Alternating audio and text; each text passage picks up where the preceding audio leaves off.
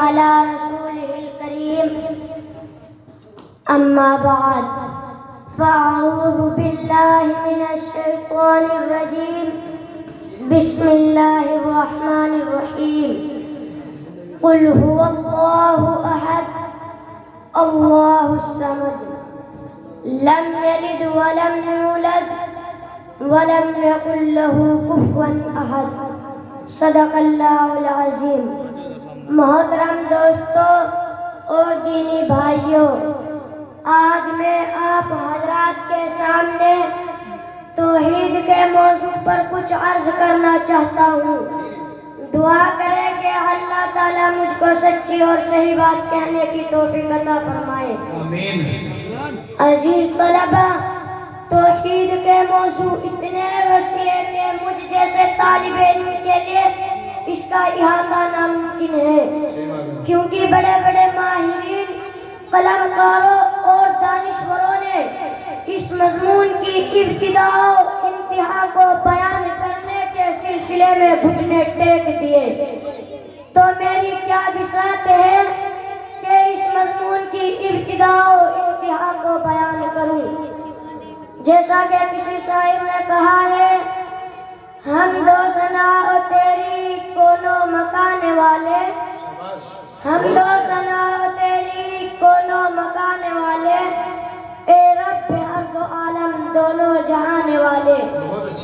لیکن چونکہ دعوت دی گئی ہے تو ضرور اس مضمون کے سلسلے میں کچھ عرض کروں گا۔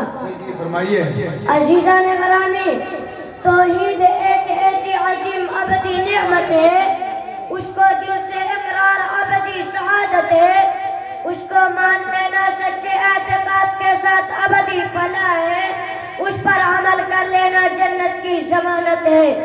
اس کی دعوت دینا تبلیغ ہے، یہ ایسی تبلیغ ہے جس کو حضرت انبیاء نے کیا، صحابہ نے کیا، تابعین نے کیا، ائمہ محدثین نے کیا، بعض حضرات نے بالمشافہ کیا، بعض حضرات نے مضمون کے ذریعے سے، بعض حضرات نے رسائل کے ذریعے سے، بعض حضرات نے مکتوبات کے ذریعے سے، الغرض مختلف زبان والوں نے مختلف زبانوں سے جس طرح سے ممکن ہوا اس مضمون کو پیش کیا۔ عزیزان گرامی، توحید کا درس ایسا درس ہے جس کو حضرت انبیاء نے اپنی امتوں کو پیش کیا۔ جن نبیوں کی قوموں نے اسے قبول کیا، لبیک کہا، اس کو ابدی سعادت کی خوشخبری ملی۔ محترم حضرات، میں نے آپ حضرات کے سامنے قرآن کریم کی ایک آیت تلاوت کی جس کے اندر رب ذوالجلال ارشاد فرماتے ہیں، اے نبی صلی اللہ علیہ وسلم کہہ دیجئے اللہ ایک ہے، اللہ بے نیاز ہے، نہ اس نے کسی کو پیدا کیا اور نہ وہ کسی پہ پیدا کیا گیا، بادشاہت اس کے قبضے قدرت میں ہے، ہر شاعر پر اس کی حکومت ہے، دنیا کے ذرے ذرے کا اسے علم ہے، جس کا علم ایسا کہ کسی کا علم اسے مماثل نہیں، جس کی بادشاہت ایسی کہ کسی کی بادشاہت اس کے مماثل نہیں، جو خالق ایسا کہ کسی کی سایہ نوسان نہیں، ہر شاعر پر اس کی قدرت ہے، اس کو ایک ماننا، اس کی ذات پر ایمان لانا، یہی توحید ہے۔ سورہ اخلاص کے اندر اس بات کا ذکر ہے۔ عزیزان ملت، اس کے برخلاف ہمارے کچھ یارانوں میں جو اللہ کی ذات کے ساتھ دوسروں کو شریک کرتے ہیں، یہ کتنی حماقت کی باتیں ہیں۔ اللہ تعالیٰ ایسے لوگوں کے بارے میں قرآن کریم کے اندر فرماتے ہیں، ان اللہ لا یغفر ان یشرک بہ ویغفر ما دون ذلک لمن یشاء۔ اللہ تعالیٰ شرک کو معاف نہیں فرمائیں گے، اس کے علاوہ جس کو چاہیں گے معاف فرما دیں گے۔ کتنا بڑا گناہ ہے اللہ کی ذات کے ساتھ دوسروں کو شریک کرنا، اس کی بخشش بھی منقطع ہے، ان کے لیے اللہ کی رحمت سے دوری ہے۔ جو لوگ ایسے عقیدے بنائے ہوئے ہیں، دوسرے کو حاجت روا مشکل کشا سمجھنا یہ کس کا عقیدہ ہے؟ یہ تو کفار کا عقیدہ ہے۔ افسوس صد افسوس، آج ہم غیروں سے مدد مانگتے ہیں۔ کیا یہ نبی صلی اللہ علیہ وسلم کا طریقہ تھا؟ کیا یہ صحابہ انبیاء کا طریقہ تھا؟ کیا یہ تابعین کا طریقہ تھا؟ کیا دوستو ہرگز نہیں، بلکہ ان لوگوں نے اپنے ذہنوں میں گڑا لیا ہے۔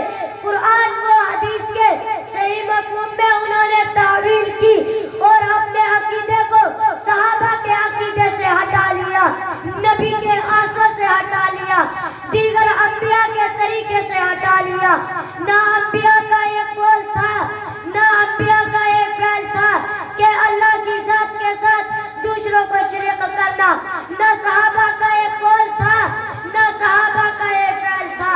پھر بھی اپنے ذہن سے اس طرح کے مفہوم ثابت کرنے کے طریقے نبی طریقے صحابہ کے خلاف ہے، اور جو شخص بھی نبی اور صحابہ کے طریقے سے ہٹ کر زندگی گزارے گا تو اس کا انجام بھی ضلالت ہے، ہمیشہ کی ناکامی ہے، دارین کی ذلت ہے، کیونکہ ذلت کا سبب ہم خود بنے، ہم نے ایسے مہلک اسباب اختیار کیے تو اس کا انجام بھی ہمارے سر ہے۔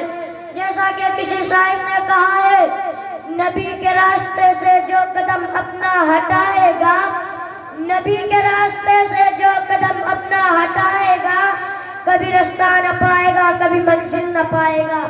عزیزان گرامی، اللہ تعالیٰ نے جا بجا شرک کی قباحت کو قرآن کریم کے اندر فرمایا، کہیں فرمایا ان الشرک لظلم عظیم، کہیں فرمایا لا تشرکوا باللہ شیئا۔ اللہ تعالیٰ نے تنبیہ فرمائی کہ شرک بہت بڑا گناہ ہے، اللہ کی ذات کے ساتھ کسی کو شریک نہ کرے۔ یہ تو کفار مکہ کا بھی عقیدہ تھا کہ اصل ایک